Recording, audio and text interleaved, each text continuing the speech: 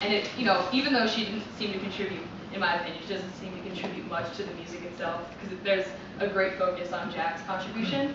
She does really help to keep a very potent, strong rhythm that, you know, almost, you know, shakes you to your core.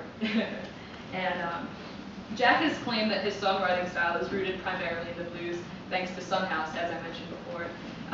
And he creates this very intense, authentic emotion behind his lyrics. And he actually did a cover of Son House's song Death Letter, so I'll just play this for you right now. You can just hear the blues influence.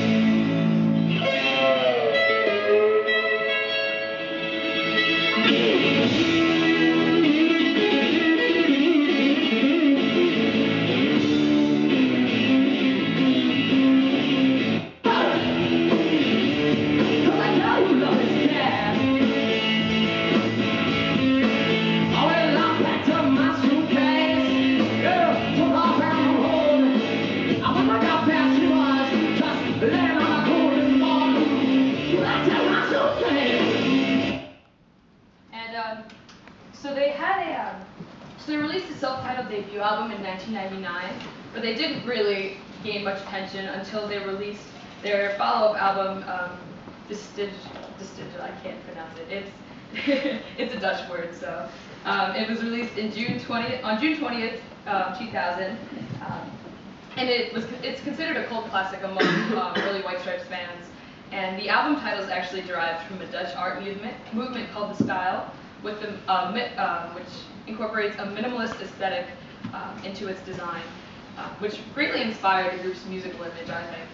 And the whole album was recorded on an 8-track analog tape, which shows the group's dedication to the simplicity of blues and punk. And so I'll play a little bit of their one song, Apple Blossom, which is great.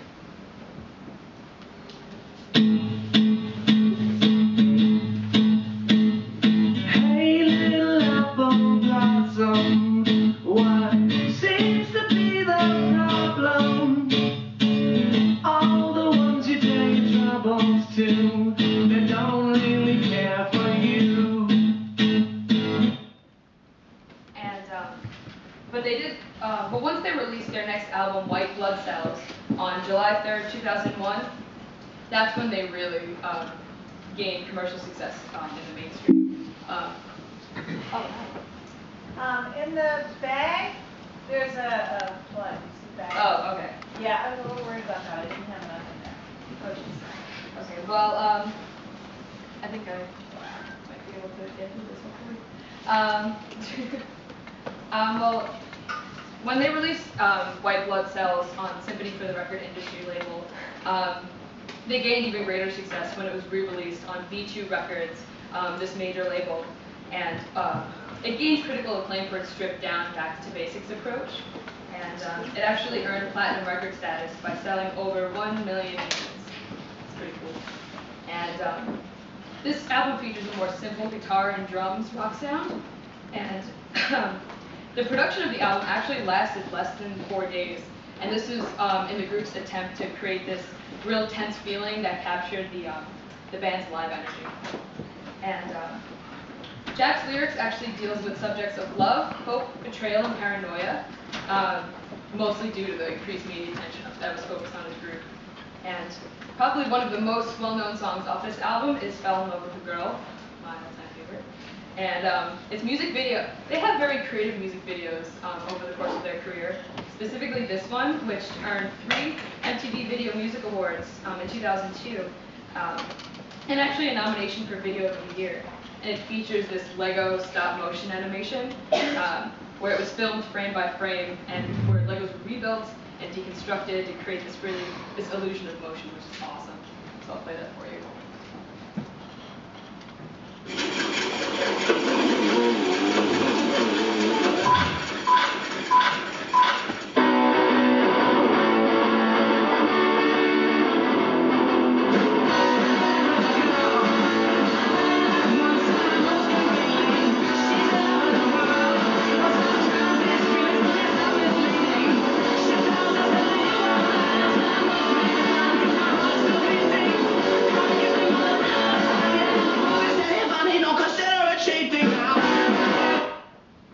Another big song off that album was We're Going to Be Friends, which can be heard in the opening credits to Napoleon Dynamite.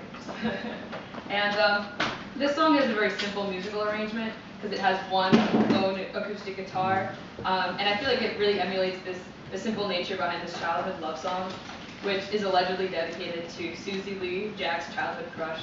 And it's kind of cute. So I'll play that.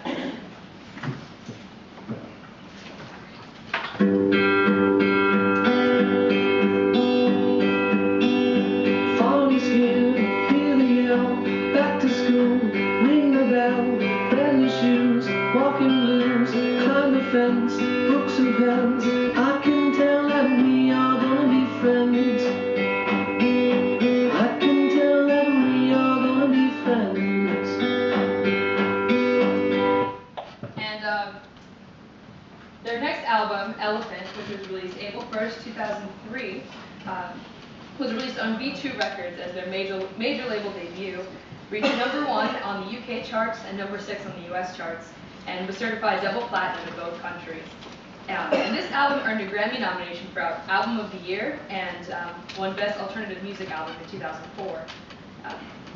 And so probably one of the biggest songs off this album that became very well known for its composition is Seven Nation Army, which earned a Grammy Award for Best Rock Song in 2004.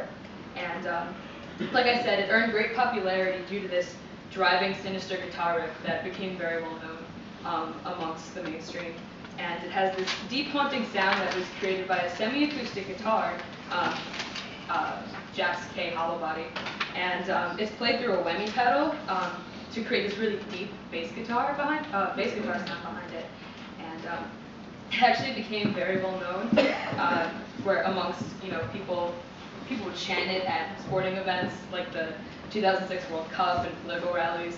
And also it was a target of parody, specifically. I don't know if anyone saw Jack White's interview with Stephen Colbert, and Colbert actually suggested that Jack White try to commercialize it and use it to sell yogurt instead of replacing the guitar riff with the word yum, just over and over and over. It's a hysterical interview, I'll show you.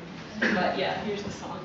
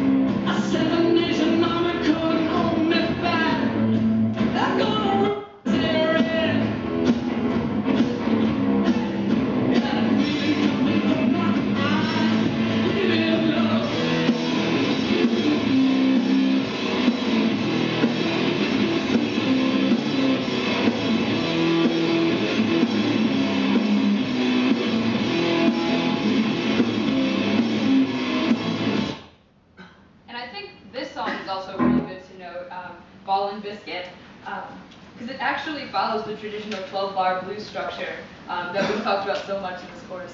And at points it breaks into this really heavily distorted jam solo, but you can still sort of hear the chord progression underneath all of that gigantic noise. So I'll play some of that right now.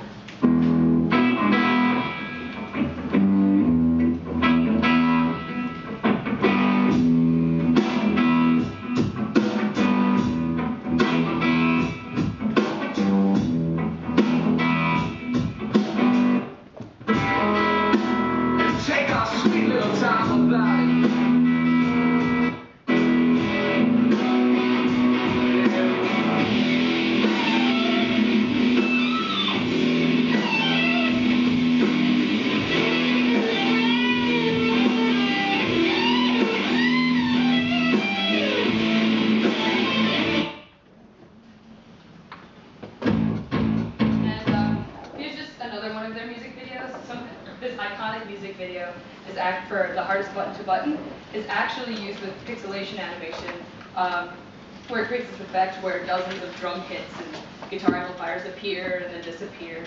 It's just really interesting. And the director, Michel Gondry, actually used 32 identical drum kits, 32 identical amplifiers, and 16 microphone stands to create this effect. And it's really cool. Just take a look.